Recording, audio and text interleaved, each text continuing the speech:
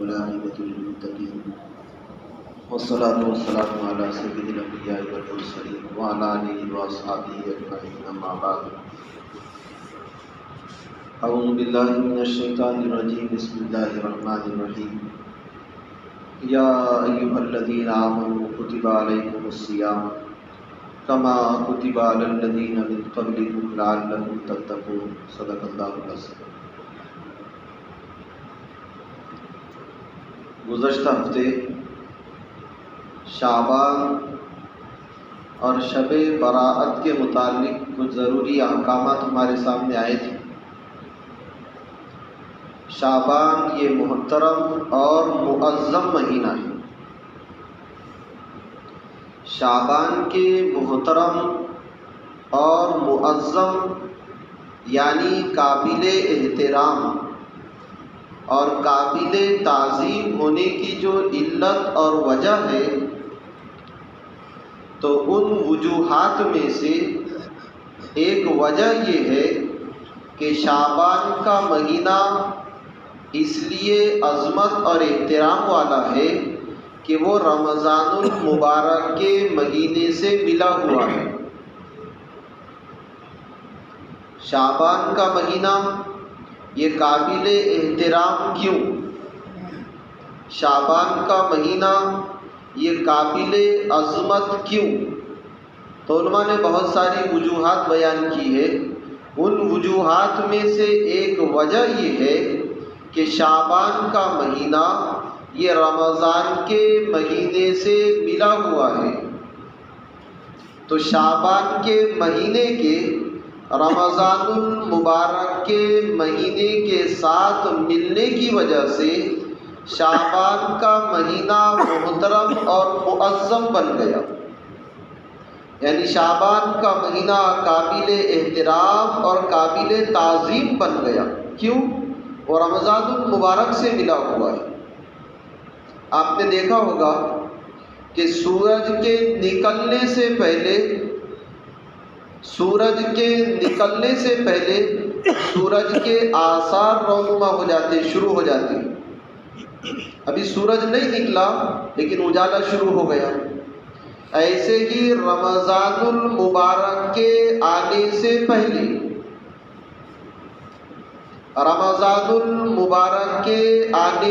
پہلے وہ برکات اور وہ خیرات اور وہ رحمتیں جو رمضان میں اترنے والی ہے، اس کا سلسلہ شعبان ہی سے شروع ہو جاتا ہے۔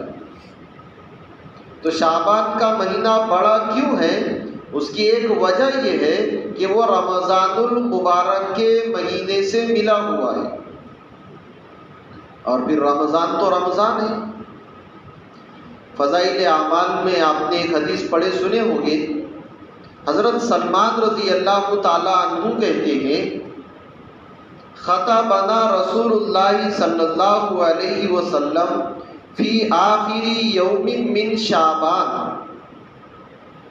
نبی صلی اللہ علیہ وسلم نے شعبان کے مہینے کے اخیر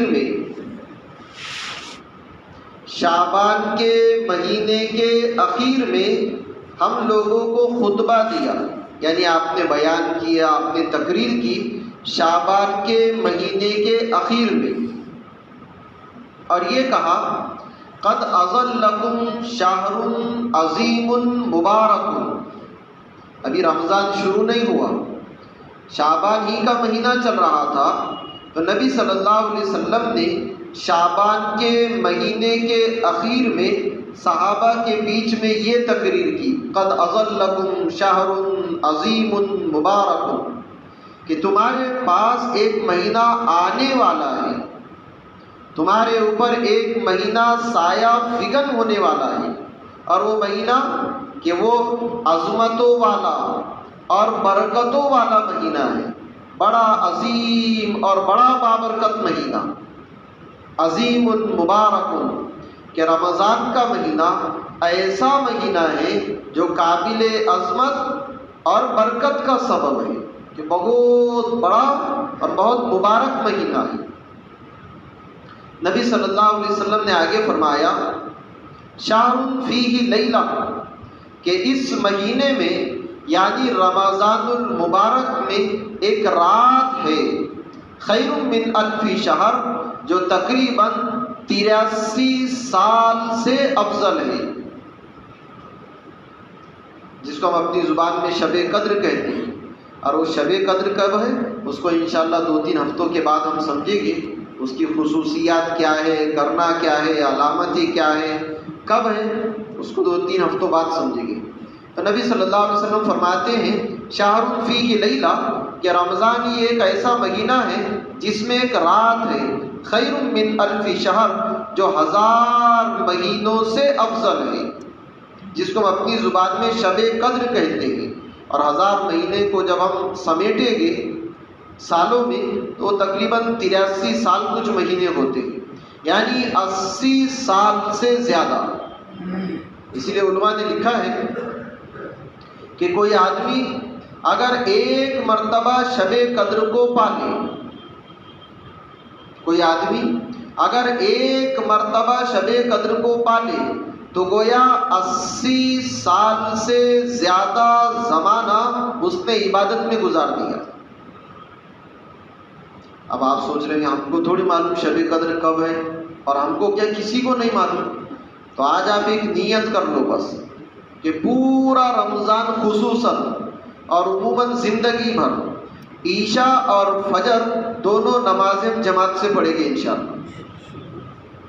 علماء نے لکھا ہے کہ جو آدمی رمضان المبارک میں عشاء اور فجر یہ دونوں نمازیں جماعت کے ساتھ پڑھے، سمجھو اس کو شب قدر مل گئی۔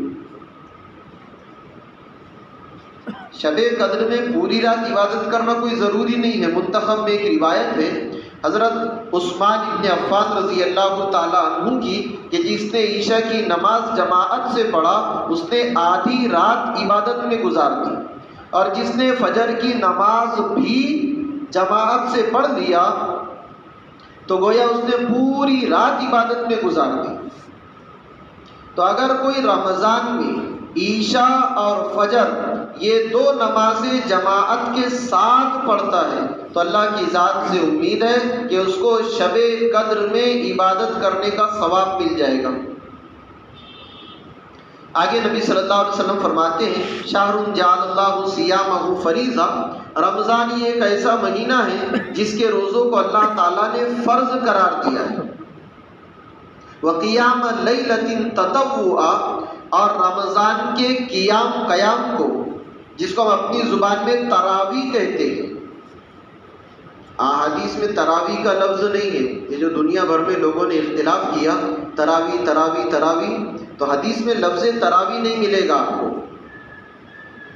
اگر ہم ڈھونڈیں گے حدیث میں کہ تراویح کی نماز کی تراویح کی کتنی رکعت آپ نے پڑھے، نہیں ملے گا، کیونکہ حدیث میں تراویح کا لفظ نہیں ہے۔ حدیث میں وقیام لیلۃ تطوعا کہ نبی صلی اللہ علیہ وسلم فرماتے ہیں کہ اللہ تعالیٰ نے، میں نے نہیں، یعنی نبی صلی اللہ علیہ وسلم نے نہیں، وقیام لیلۃ کہ اللہ تعالیٰ نے رمضان کے قیام کو جس کو ہم اپنی زبان میں تراویح کہتے ہیں سنت قرار دیا ہے۔ تو جیسے روزہ رکھنا اللہ کا حکم ہے، ایسے ہی رمضان المبارک میں تراویح پڑھنا یہ بھی اللہ کا حکم ہے۔ یہ حدیث فضائل اعمال میں بھی ہے جہاں سے فضائل رمضان شروع ہو رہا ہے۔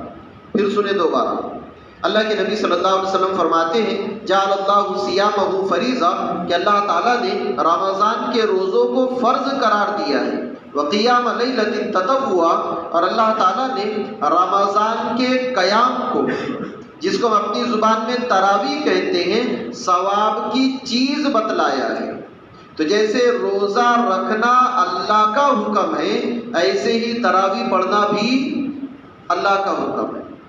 تھوڑا سا فرق ہے، روزہ رکھنا اللہ کا حکم ہے فرض کی شکل میں، تراویح پڑھنا اللہ کا حکم ہے سنت کی شکل میں۔ جیسے روزہ رکھنے والا فرض کو چھوڑ کر اللہ کے حکم کی مخالفت کرتا ہے، ایسے ہی تراویح نہ پڑھنے والا اللہ کے حکم کو چھوڑ کر مخالفت کرتا ہے اور گناہگار بنتا ہے۔ روزہ رکھنا بھی اللہ کا حکم، تراویح پڑھنا بھی اللہ کا حکم، روزہ فرض کی شکل میں، تراویح سنت کی شکل میں۔ اللہ کے نبی صلی اللہ علیہ وسلم آگے فرماتے ہیں من تقرب فیہ بخصلہ، من تقرب فیہ بخصلہ، کہ جو آدمی رمضان المبارک میں کوئی نفل کام کرے، جو آدمی رمضان المبارک میں کوئی نفل کام کرے، کان کمن ادا فریضۃ فیما سواہ، رمضان میں ایک نفل کام کرنا ایسا ہے جیسا کہ رمضان کے علاوہ کوئی آدمی فرض کام کرے۔ اس کو اپنی زبان میں یہ کہیں گے کہ رمضان میں نفل کا ثواب فرض کے برابر۔ من تقرب فیہ بخصلہ کان کمن ادا فریضۃ فیما سواہ، کہ رمضان میں ایک نفل کا ثواب ایک فرض کے برابر۔ آگے فرماتے ہیں ومن ادا فریضۃ فیہ، اور جو آدمی رمضان میں ایک فرض ادا کرے، کان کمن ادا فریضۃ سبعین فریضۃ فیما سواہ، رمضان میں ایک فرض کا ثواب 70 فرضوں کے برابر۔ شہر عظیم مبارک، چونکہ بہت بڑا مہینہ اور بہت مبارک مہینہ، نفل کا ثواب فرض کے برابر اور ایک فرض کا ثواب 70 فرضوں کے برابر۔ آگے نبی صلی اللہ علیہ وسلم فرماتے ہیں یہ صبر کا مہینہ ہے، یہ مواسات کا مہینہ ہے، یعنی بھائی چارگی کا مہینہ ہے، اور پھر جو ہلکا کر دے اپنے غلام اور خادر اور نوکر چاکروں کی بوجھ کو، یہ فضیلتیں سنائیں۔ اس کے بعد میں نبی صلی اللہ علیہ وسلم نے یہ فرمایا کہ جو آدمی من افطر صائما، جو آدمی کسی روزہ دار کو افطار کرائے، اس کو بہت دھیان سے سنیں، من افطر صائما، جو آدمی کسی روزہ دار کو افطار کرائے تو 3 نفع ملیں گے اس کو۔ جو آدمی کسی روزہ دار کو افطار کرائے تو اس کو 3 نفع ملیں گے۔ نمبر 1، کان مغفورۃ لذنوبہ، افطار کرانے والے کے تمام گناہوں کو اللہ تعالیٰ معاف کر دیں گے۔ یہ پہلا نفع، کان مغفورۃ لذنوبہ، افطار کرانے والے کے تمام گناہوں کو اللہ تعالیٰ معاف کر دیں گے۔ نمبر 2، عتق رقبتہ من النار، کہ اللہ تعالیٰ افطار کرانے والے کو جہنم سے چھٹکارا دے دیں گے۔ یہ کوئی چھوٹے موٹے نفع نہیں ہے۔ کان مغفورۃ لذنوبہ، اللہ اس کے تمام گناہوں کو معاف کر دیں گے۔ وکان عتق رقبتہ من النار، اور اللہ تعالیٰ اس کی گردن کو یعنی اس کے جسم اور اس کے ذات کو جہنم سے بچا لیں گے۔ اور تیسرا نفع، کان لہ مثل اجرہ من غیر ان ینقص من اجرہ شیء، جتنا ثواب روزہ رکھنے والے کو ملے گا، جتنا ثواب روزہ رکھنے والے کو ملے گا اتنا ہی ثواب، اس میں رتی برابر کمی نہیں ہوگی، اتنا ہی ثواب افطار کرانے والے کو ملے گا۔ یہ 3 نفع۔ نمبر 1، من افطر صائما، جو آدمی کسی روزہ دار کو افطار کرائے تو 3 نفع ملے گی۔ سب سے پہلا نفع، کان مغفورۃ لذنوبہ، اللہ تعالیٰ اس کے تمام گناہوں کو معاف کر دیں گے۔ وکان عتق رقبتہ من النار، اور اللہ تعالیٰ اس کو جہنم سے نجات دے دیں گے۔ وکان لہ مثل اجرہ من غیر ان ینقص من اجرہ شیء، جتنا ثواب روزہ رکھنے والے کو ملے گا اتنا ہی ثواب افطار کرانے والے کو ملے گا۔ اب روزہ رکھنے والے کو کیا ملے گا؟ تو حدیث میں اللہ خود کہتے ہیں روزے کا بدلہ تو میں ہوں۔ جیسے بیچارے بھولے والے تبلیغی کہتے ہیں، اور سچی بات تو کہ جھوٹ بولتے ہو لوگ، بولے آدمی جب اللہ کے راستے میں جاتا نا تو 1 قدم پر اس کو 7 لاکھ نہیں کیا، ایسا کچھ بولتے ہو لوگ۔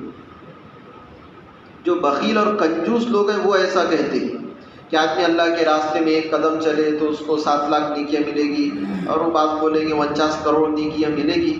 حقیقت یہ ہے کہ اللہ کے راستے میں بندے کو ہر قدم پر اللہ ملے گا۔ اللہ کے راستے میں بندے کو ہر قدم پر اللہ ملے گا۔ خیر، تو یہ 3 نفع ملے گی۔ سب سے پہلا نفع افطار کرانے والے کے تمام گناہوں کو معاف کر دیا جائے گا۔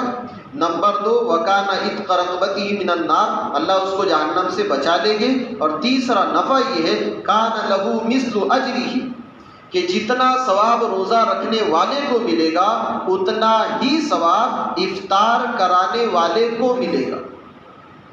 اب ہم سوچ رہے ہیں ابھی تو حالات اتنے نازک اور لاک ڈاؤن، کام دھندے بند، اور پھر افطار کرانا، اور پھر ہمارے یہاں کی تو خوراک اللہ اکبر، ابھی تو ہمارے مسئلے کھڑے ہیں، دوسروں کہاں سے افطار کرائے گی؟ یہی سوال صحابہ رضی اللہ تعالیٰ عنہم اجمعین نے نبی صلی اللہ علیہ وسلم سے کیا، اور یہ کہا لیس کنا نجد ما یفطر الصائم، اے نبی صلی اللہ علیہ وسلم ہمارے تو لالے پڑے ہوئے کھانے کے، ہمارے پاس کھانے کے لیے ہمارے پاس اتنا نہیں ہے کہ ہم اپنا پیٹ بھر سکے، تو دوسروں کو پیٹ بھر کہاں سے کھلائے؟ لیس کنا یجد ما یفطر الصائم، ہمارے پاس اتنا کھانا نہیں ہے کہ ہم دوسروں کو پیٹ بھر کر کھلائیں۔ نبی صلی اللہ علیہ وسلم نے فرمایا یہ جو ثواب ہم نے تم کو گنوائے ہیں یہ پیٹ بھر کھلانے پر نہیں ہے، جو ثواب تم کو بتلایا گیا یہ پیٹ بھر کھلانے پر نہیں ہے۔ پھر یہ کہا من سقا صائما علی شربۃ ماء، کہ جو آدمی کسی روزہ دار کو ایک گھونٹ پانی پلائے، او علی تمرۃ، یا روزے دار کو ایک کھجور دے دے، تو ایک گھونٹ پانی پلانے پر یا روزے دار کو ایک کھجور دینے پر اللہ تعالیٰ یہ تینوں نفع دے دے گے۔ ایک گھونٹ پانی، او علی تمرہ، یا پھر ایک پیڑ کھجور، اور پیٹ بھر کھلانے کا ثواب اس کو آگے بیان کیا۔ اب عام طور پر ایسا ہوتا ہے کہ ہمارے ہم لوگ ساتھ میں افطاری کرتے ہیں، شوہر بیوی کے ساتھ ہے تو بھائی بھائی کے ساتھ ہے، یا پھر گھر میں مستورات ایک دوسرے کے ساتھ ہے، مرد مسجد میں ہے، دکانوں پر ہے، باہر ہے، تو گھر کی عورتیں ایک ساتھ افطاری کرتے ہیں۔ تو اب کیا کرنا، کس کو دینا؟ تو اس کی صورت ذرا دھیان سے سنیں۔ افطاری کے لیے جب آمنے سامنے بیٹھ گئے، ہر آدمی اپنی کھجور اپنے پاس کر لے، جیسے ابھی حصے کرتے ہیں سب اپنے اپنے پاس کر لے، پھر چھوٹا بھائی بڑے بھائی کو دے دے، بڑا بھائی چھوٹے بھائی کو دے دے۔ اس کا نفع یہ ہوگا کہ اگر چھوٹے بھائی نے بڑے بھائی کو کھجور دی تو چھوٹے بھائی کو اپنے روزے کا تو پورا ثواب مل ہی گیا، بڑے بھائی کے روزے کا پورا ثواب چھوٹے بھائی کو ملے گا۔ اب بڑے بھائی نے اپنی کھجور چھوٹے بھائی کو دے دی تو اس کے روزے کا ثواب اس کے پاس رہا، اور چھوٹے بھائی کے روزے کا پورا ثواب اس کو مل گیا۔ لیکن ہم لوگ کیا کرتے، کھجور لے لیتے اور کھاتے اپنی۔ یہ جہالت ہے، یہ جہالت ہے۔ حدیث کے الفاظ یہ ہے من غیر ان ینقص من اجرہ شیء، کہ روزے دار کے روزے کے ثواب میں، روزے دار کے روزے کے ثواب میں ذرہ برابر کمی نہیں آئے گی۔ بھائی جب ہمارے روزے کے ثواب میں کوئی کمی نہیں آئی، دوسرے کا فائدہ ہو رہا ہے تو کرنے میں حرج کیا ہے؟ اس لیے اگر شوہر بیوی ایک ساتھ بیٹھے تو شوہر اپنی کھجور بیوی کو دے دے اور بیوی کی کھجور خود لے لے، یا دوستوں کے ساتھ بیٹھا تو اپنی کھجور اس کو دے دو، اس کو کھجور خود لے لو۔ ہمارے روزے کا ثواب ہمارے پاس باقی رہا اور ہمارے روزے کا پورا ثواب اس کو بھی مل گیا، اس کے روزے کا پورا ثواب اس کے پاس باقی رہا اور اس کے روزے کا پورا ثواب ہم کو مل گیا۔ دونوں کے روزوں کے ثواب میں رتی برابر کمی نہیں آئی، نفع بہت زیادہ ہے۔ کریں گے سب ایسا؟ گھر کی مستورات کو بتانا یہ آپ کی ذمہ داری ہے۔ بیٹی اور ماں ایک ساتھ بیٹھ گئے تو بیٹی اپنی کھجور ماں کو دے دے، ماں اپنی کھجور بیٹی کو دے دے۔ ساس اور بہو ایک ساتھ بیٹھ جائے، وہ ایک دوسرے کو اپنی کھجور دے دے۔ تو نفع یہ ہوگا، 3 نفع ملیں گے کہ روزے دار کو افطار کرانے پر، چاہے ایک کھجور کے ذریعے سے ہو یا پانی کے ایک گھونٹ کے ذریعے سے ہو، نمبر 1 تمام گناہوں کو اللہ معاف کر دیں گے، جہنم سے نجات دے دیں گے، اور جتنا ثواب روزہ رکھنے والے کو ملے گا اتنا ہی ثواب افطاری کرانے والے کو ملے گا۔ آگے اللہ کے نبی صلی اللہ علیہ وسلم فرماتے ہیں کہ یہ بڑا عجیب مہینہ ہے، اس کا پہلا مہینہ رحمت ہے، دوسرا مغفرت ہے، تیسرا آگ سے خلاصی ہے، اور پھر آگے چل کر یہ کہا وَمَنْ أَسْقَى صَائِمًا، وَمَنْ أَسْقَى صَائِمًا، جو آدمی کسی روزے دار کو جی بھر کر پانی پلائے، وہاں پر تو یہ تھا کہ ایک گھونٹ پلا دیے، وَمَنْ أَسْقَى صَائِمًا، جو آدمی کسی روزہ دار کو جی بھر کر سیراب کر دے، سیراب کر دے، کیا ہوگا؟ اللہ کے نبی صلی اللہ علیہ وسلم فرماتے ہیں سقاہ اللہ من حوضی شربتن، سقاہ اللہ من حوضی شربتن لا یظمأ حتی یدخل الجنہ، کہ جو آدمی کسی روزے دار کو جی بھر کر پانی پلائے، ایک گھونٹ نہیں، ایک کھجور نہیں، جی بھر کر پانی پلائے، تو اللہ تعالیٰ خود سقاہ اللہ من حوضی شربتن، تو اللہ تعالیٰ خود میرے حوض سے اس کو ایسا پانی پلائیں گے لا یظمأ، کہ اس کو کبھی پیاس ہی نہیں لگے گی، حتی یدخل الجنہ، یہاں تک کہ وہ جنت میں چلا جائے گا۔ ایک گھونٹ پانی پلائے گے تو 3 نفع ملے گے، اور اگر پیٹ بھر کر جی بھر کر سیراب ہو کر اگر وہ پانی پی لے، اور کوئی آدمی روزے دار کو سیرابی کے ساتھ پانی پلا دے، تو وہ 3 نفع تو ساتھ میں ہے ہی، وہ 3 نفعوں کے ساتھ چوتھا نفع یہ ہے سقاہ اللہ من حوضی شربتن، کہ اللہ تعالیٰ میرے حوض سے اس کو ایسا پانی پلائیں گے کہ اس کو کبھی پیاس نہیں لگے گی، یہاں تک کہ وہ جنت میں چلا جائے گا۔ تو بھائی بزرگ دوستو، 2 ہفتے پہلے بھی یہ بات آئی تھی کہ گرمی کے موسم میں پانی پلانے کا بہت نفع ہے، اس لیے ہر دکاندار اپنے دکان میں پانی کا انتظام کرے۔ اگر ہمارے دکان میں کوئی گراہک آتا ہے، جیسے ہم کوئی مہمان آتا تو پوچھتے نا بھائی پانی پیے گیا، پانی پلاؤ اس کو، پانی نفع بہت زیادہ ہے۔ اس میں ایک نفع یہ ہے کہ جو آدمی کسی پیاسے کو پانی پلائے گا، اللہ تعالیٰ اس کو حوض کوثر کا پانی پلائے گا۔ تو ہم اپنی دکانوں میں، اپنے مکانوں کے قریب، ٹھیوں کے قریب پانی کا انتظام کریں گے سب۔ ایک روایت میں یہ ہے کہ جو آدمی کسی سانس لینے والے کو پانی پلائے، کسی جاندار کو، چاہے وہ جانور ہی کیوں نہ ہو، جانور ہی کیوں نہ ہو، اللہ تعالیٰ پانی پلانے والے کو جنت کا پانی پلائے گا۔ تو جاندار کو، چاہے وہ جانور ہی کیوں نہ ہو، ہندو مسلمان کا مسئلہ نہیں، چاہے جانور ہی کیوں نہ ہو، جو آدمی کسی جاندار کو پانی پلائے گا، جاندار کو پانی پلانا اس کی نجات کا، ترقی درجات کا سبب بنے گا، وہ پانی پلانا ہی جنت میں جانے کا سبب بن جائے گا۔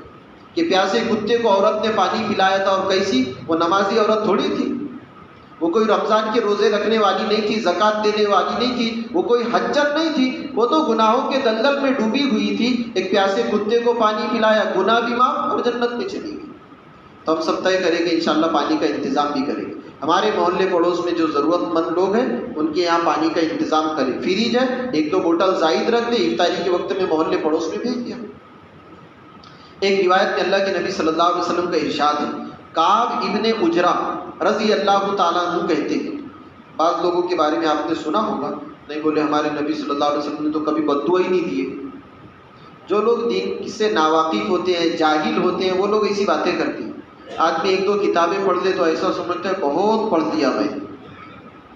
تو آپ نے سنا ہوگا بعض لوگ جب جذبے میں آتے، نہیں بولے ہمارے نبی نے تو کبھی بددعا نہیں دیا، انہوں نے ایسا بولے ویسا بولے۔ اب دھیان سے سننا، فضائل اعمال میں بھی یہ روایت، کعب ابن عجرہ رضی اللہ تعالیٰ عنہ کہتے ہیں کہ نبی صلی اللہ علیہ وسلم نے ہم سے کہا، او حضور المنبر، بھائی سب ممبر کے قریب آ جاؤ۔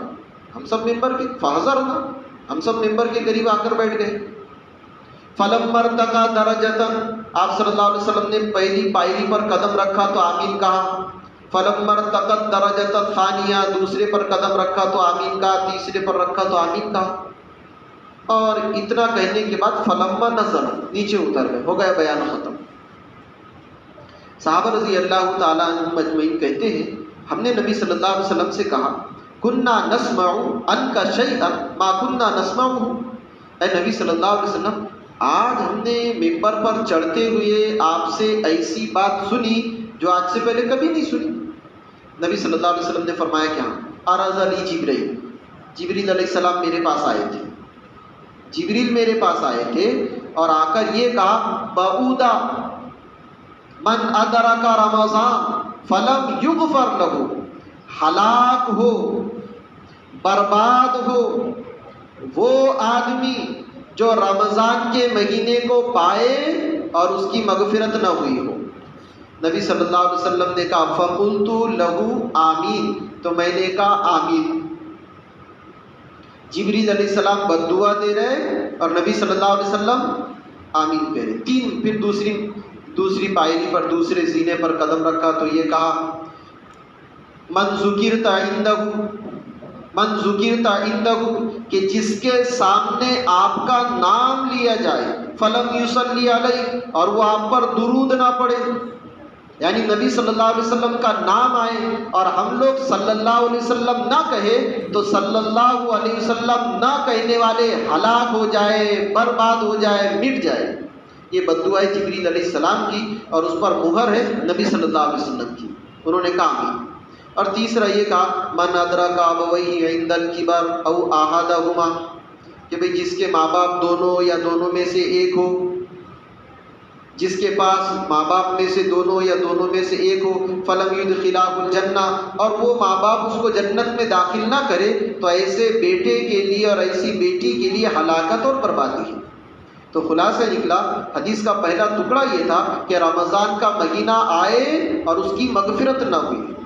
تو بھائیو بزرگوں دوستوں، رمضان کا مہینہ بہت مبارک مہینہ ہے۔ اس مہینے ہم روزوں کا، نمازوں کا، ذکر و تلاوت کا اور اسی طریقے سے جتنے کرنے کے اعمال ہیں ان سب کو کرنے کا اہتمام کریں گے سب۔ ایک روایت میں نبی صلی اللہ علیہ وسلم کا فرمان ہے فی الجنت ثمانیۃ ابواب، جنت کے 8 دروازے ہیں۔ فی الجنت ثمانیۃ ابواب، جنت کے 8 دروازے ہیں۔ منہا باب، ان 8 دروازوں میں سے ایک دروازہ ہے یسمی الریان، اس دروازے کا نام ہے باب الریان۔ دروازے سے کون داخل ہوگا؟ لا يدخلہ الا الصائمون، اس دروازے سے صرف روزہ رکھنے والے داخل ہوں گے۔ نماز پڑھنے والوں کا دروازہ الگ ہے، زکوٰۃ والوں کا الگ ہے، صدقے والوں کا، حج والوں کا، ایمان والوں کا، غصے کو پینے والوں کا الگ ہے، توبہ والوں کا الگ ہے، جہاد والوں کا الگ ہے۔ ایک دروازہ ہے جس کا نام ہے یسمی الریان، اس کا نام ہے باب الریان، لا يدخلہ الا الصائمون، اس دروازے سے صرف روزے دار ہی داخل ہوں گے۔ اس لیے ہم سب طے کریں گے انشاءاللہ روزوں کا اہتمام کریں گے سب۔ اب 2-4 چھوٹی چھوٹی باتیں ہیں۔ ایک تو یہ، ایک بزرگ سے پوچھا گیا کہ بھئی کتنے سال کی عمر میں روزہ رکھنا چاہیے، کتنے سال کی عمر میں روزہ رکھنا چاہیے اور کتنے سال کے عمر کے بچے کو روزہ رکھوانا چاہیے؟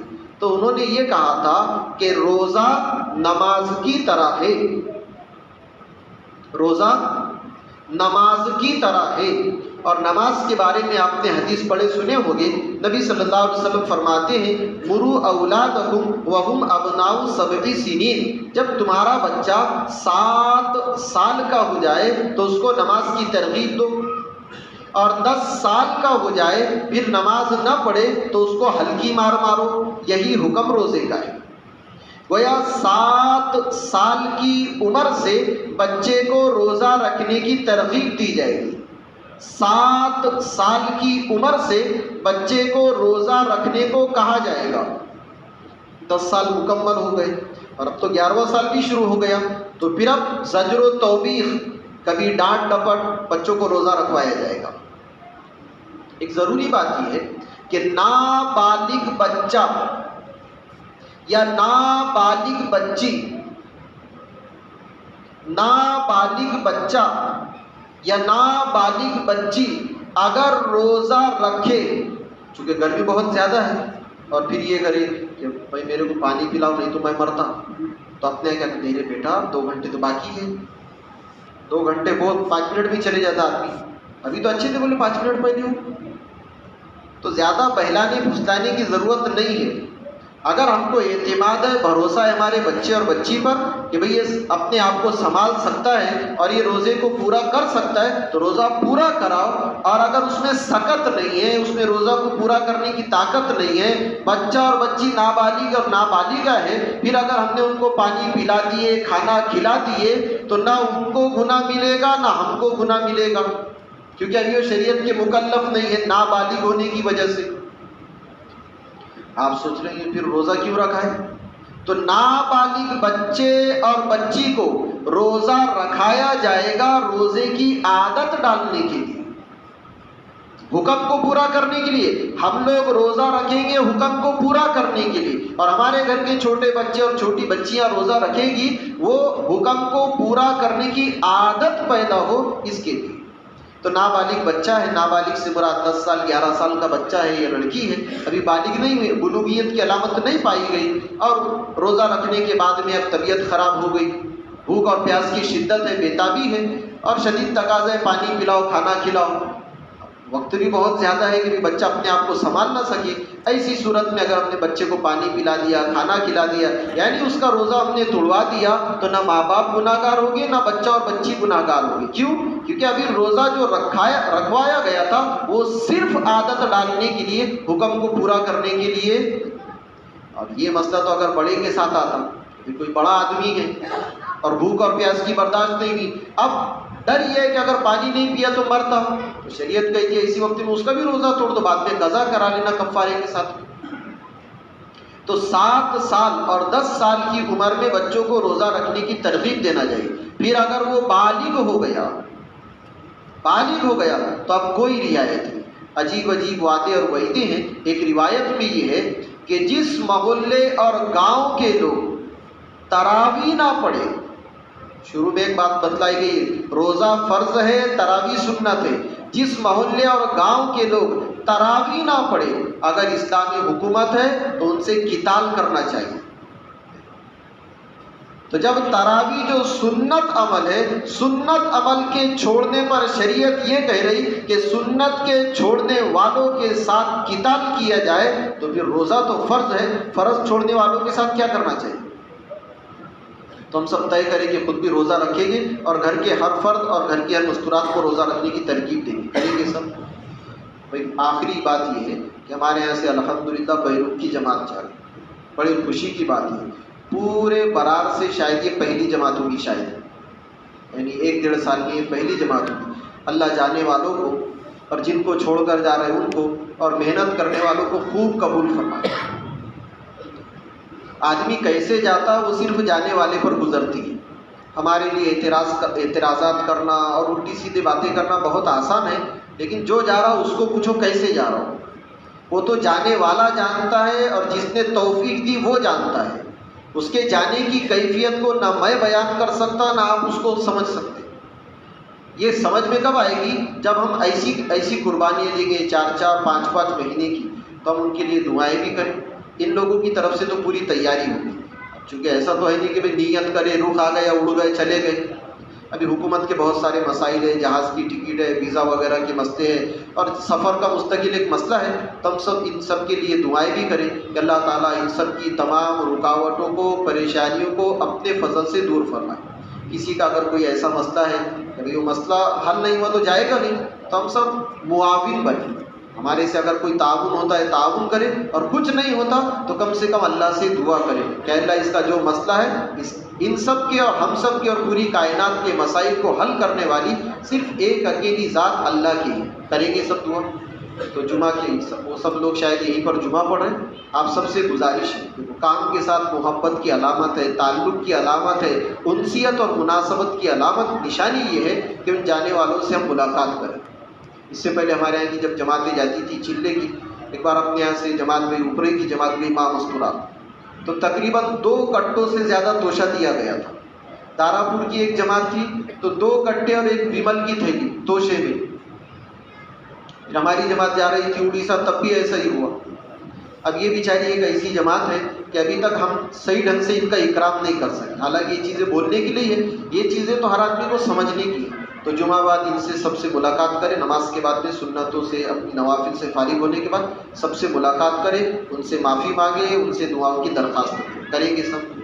اور وہی کل گزشتہ جن صاحب کا انتقال ہوا وہ بھی پورا مسجد میں، کل ہم نے مغرب میں بھی ایک بات کہی تھی، ایسا لگتا ہے جیسے اللہ کے نبی صلی اللہ علیہ وسلم کی دعا ان کے حق میں قبول ہو گئی۔ آپ صلی اللہ علیہ وسلم کی دعا یہ تھی کہ اللہ میں تیرے راستے میں جاؤں اور مجھے موت آ جائے، پھر میں زندہ کیا جاؤں، پھر تیرے راستے میں جاؤں، پھر مجھے موت آ جائے، پھر زندہ کیا جاؤں، پھر تیرے راستے میں جاؤں، پھر موت آ جائے۔ ایسا تقریباً 7 مرتبہ کہا آپ نے کہ میری موت کہاں پر آئے؟ تیرے راستے میں۔ ایک روایت میں یہ دعا کے الفاظ، اللہ کے نبی صلی اللہ علیہ وسلم دعا کرتے تھے کہ اللہ تیرے راستے کی موت دے دے۔ آپ نے سنا ہوگا خالد ابن ولید رضی اللہ تعالیٰ جب مرنے کا وقت قریب آئے تو رو رہے، لوگ پوچھ رہے بھائی کیا بات ہے، موت سے ڈر رہے؟ نہیں، بولے موت سے نہیں ڈر رہا، میری تمنا یہ تھی کہ میں اللہ کے راستے میں مرتا۔ اور وہ بزرگ آدمی، بوڑھا آدمی بیچارہ رہنے والے کہاں کے انتقال کہاں پر ہوا، ہم سب بھی نیت ارادہ کریں اور اللہ سے مانگے بھی کہ ہم سب کی موت بھی اللہ کے راستے میں آئے، مانگے کہ سب اللہ عمل کی توفیق عطا فرمائے۔